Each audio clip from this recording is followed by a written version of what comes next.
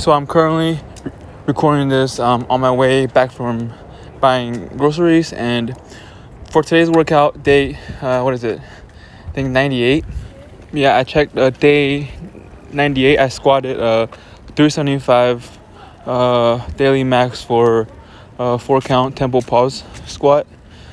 Last week I did 385, and that was the RP 10, but today it was RP 10 at 375. So I think I still haven't recovered from my 430 pound squat a few days ago and my deadlift. So my next day tomorrow is low bar squat. So I am thinking of either taking tomorrow off, Saturday, right, or just doing it and like just squat like 400 for probably RP 8, and then stop there. It will be all up to how I feel tomorrow. Honestly, I know I'm not gonna hit a 435 pound PR tomorrow.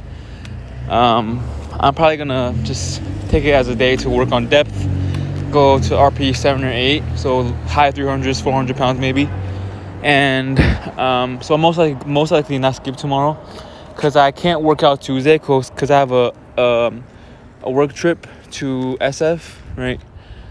I work in a big tech company, FYI, again, for those who don't know. So I don't want to take tomorrow off and then take Tuesday off, right? Because that will be only Sunday and Monday, 2 days straight, and then one more day off. So I think I'll be fine squatting. It will be squatting 6 days straight. That's fine. I think that's the most I've done is 7 days, but I've been able to recover as long as I don't go, balls to the wall every day, which unfortunately, hate to say it, I feel like I have been going balls to the wall for 3 days straight, right? Like for today, I went RP 10 on my 4 count tempo pause squat, and I did I forgot how much I did yesterday, but I did pause front squats at 300 pounds. That was like RP 8.5, right? But that was still a hard rep, and I did 2 sets of back off after that, and then day before I did 430, right? So the recovery is still not there, so I don't want to hit a wall, right? And I'm feeling my left adductor a little bit like worn out more than my right one, and that's where I got injured last year in August, I think late July, and I couldn't do my first meet deadlift only, so I had to change to bench only. So I don't want that to happen, because then if that happens, then I can't squat for like a month. So my goal is to hit 450 squat in 2 months, which I think is doable. But if I'm gonna be cutting, I don't think that's doable. But I'm kind of just rambling here. As you can see, my 4 count tempo. But I'll take it easier. But the thing is, right, when you work out at a home gym, it's easy for me to take it easy because I'm not externally motivated by external factors like the environment, other people around. I'm kind of like encouraged to try heavier. But that's also a point where it can get dangerous, or overtraining, right? I think overtraining is something that people like think they overtrain, but they actually don't overtrain, right? It's like, oh, I feel sore, I feel tired. That's not overtraining. Okay, overtraining is doing more than your body can handle, so it can't recover anymore, right? And squatting and benching every day, especially the squat part, can definitely lead to that. And if you add in deadlifts, right, and for bench, if you add an overhead press, that also will impede your recovery, right? So for squat, I think is more urgent, because squatting, you use your whole body to a more intense extent, right?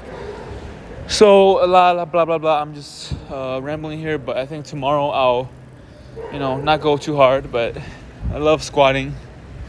It's like my favorite lift of all time, right? Otherwise, you will not enjoy this program, right?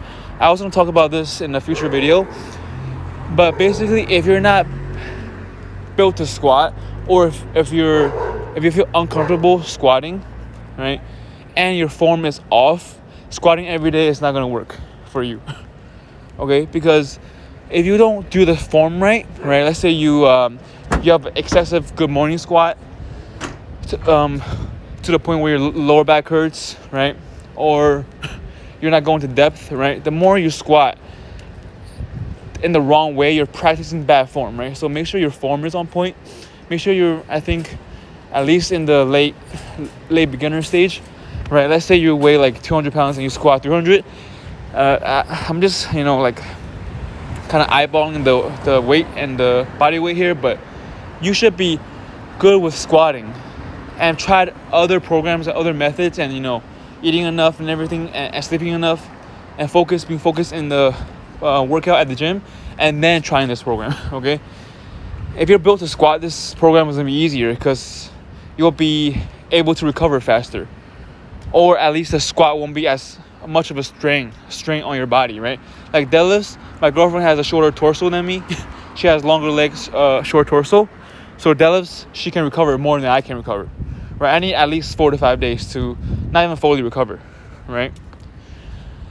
So that's my point. That's why for me, deadlifting once a week works the best. Maybe a second day, a light day, like snatch grip deadlifts, like really light, like 40%, 50% of my max. I haven't tried it yet, right? For like 5 sets of 5. But my point is, I